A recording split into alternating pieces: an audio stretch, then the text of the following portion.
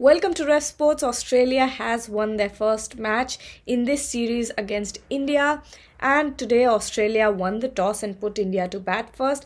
There was a bit of a hiccup when we look back onto India's batting innings, because Yashasvi Jaiswal has lost his wicket in the very second over, and since Yashasvi Jaiswal has been giving India those aggressive starts, it was a very crucial wicket for Australia.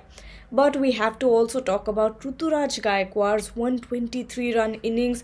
Ruturaj has been brilliant in the last match as well, a 58-run knock. He has been consistent throughout IPL. A 123-run, 57-ball innings at a strike rate of 250, which is an incredible feat. Ruturaj Gaikwad is really giving the Indian selectors a run for their money. And with the T20 World Cup fast approaching, Indian selectors are going to have a very hard time picking between Rohit Sharma, Shubman Gill, Yashasvi Jaiswal and now Ruturaj Gaikwad. We also have to talk about Suryakumar Yadav and Tilak Verma, who ensured that India got past that 200-run mark with a 31-run innings respectively. It looked like India had an above par score, but Glenn Maxwell, he comes in again. Glenn Maxwell has that capacity of turning the match around completely for Australia.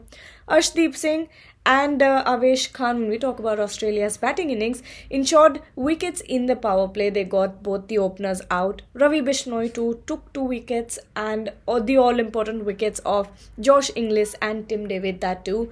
But all the credit goes to Glenn Maxwell tonight for putting the pressure back on the Indian bowlers, because again India had a very good score, a 222-run score, which is not that easy score to get in T20s. But then Glenn Maxwell comes in, and with his 104-run, 48-ball century and batting with a strike rate of almost 200, Glenn Maxwell turns the match around completely. And tonight it was really highlighted that India is really faltering in the death overs.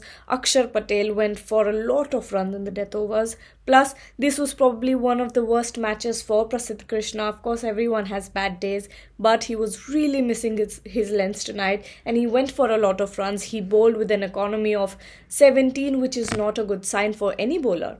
Throughout the 3 matches that have been played, the bowling unit hasn't been as penetrative as the Indian management would have wanted, and it again looks like that the team really is leaning on the batting, especially the top order, to do the most of the work. The match had gone down to the wire tonight with 6 runs needed off of the last 2 balls, but then Glenn Maxwell, Prasidh Krishna really missed his length, and Glenn Maxwell hit that boundary. And all credit to again Glenn Maxwell, because he's been pulling off these miracles, pulling off these rabbits out of his hat, because it's Glenn Maxwell. He's just used to doing that. And with that, Australia clinched their first win in the series, and Australia is back into the competition.